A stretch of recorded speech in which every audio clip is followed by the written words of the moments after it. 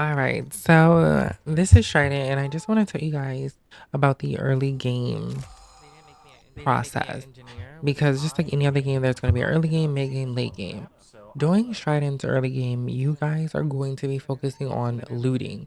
The early game is more so like the looting stage of any like typical battle royale. Obviously, this is not a battle royale, but it's a looter shooter extraction kind of army game. So with that being said, you want to make sure in the beginning of the game you have the class, the engineer class, and the assault class. Obviously, if you have multiple players on your team, you want to have at least half engineer to half assault. And I'll explain later why that's important. So to start with, you want to make sure you have the engineer class because that class absolutely unlocks anything that is locked on the map. And obviously, if you're looting, you can't unlock things if you don't have that class. That class is specific for unlocking things with its specific saw tool.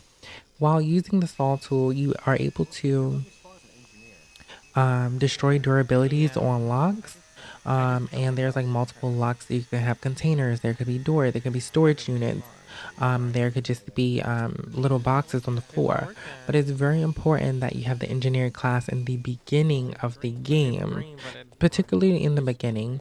And late game, not so much in the middle, but definitely in the beginning or the end of the game. And I'll explain why you'll need it for the end of the game later in a few other videos.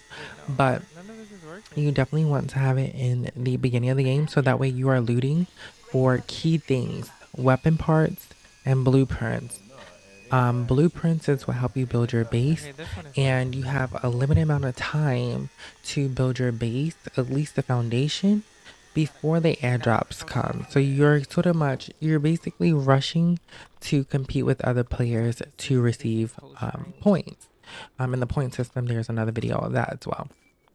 But you do want to make sure that you are collecting as much resources as possible before the next ad drop. There are no timers, but you get like a basis the more you play of when the airdrop is going to come.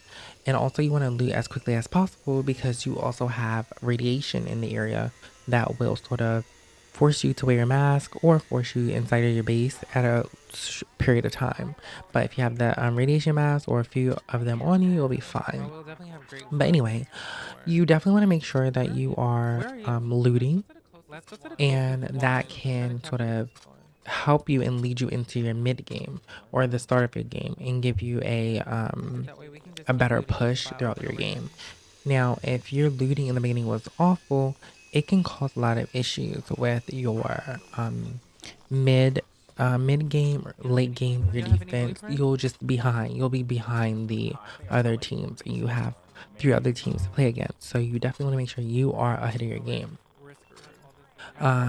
So on the map, they have these emblems that show you what where to go or where things are on the map, what resources are where. And the weapon parts are star emblems. It's like a green one that you see on the map. And the blueprints are the blue emblem that's on the map.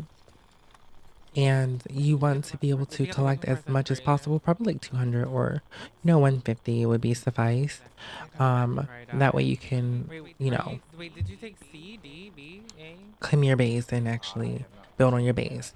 Now, after you loot, you have to claim your base. So it's very important. You can do this in any order: claim your base or loot and claim your base, whatever order you want to do it in. But yeah, you have to sit in the base, wait there, and then it will claim the base.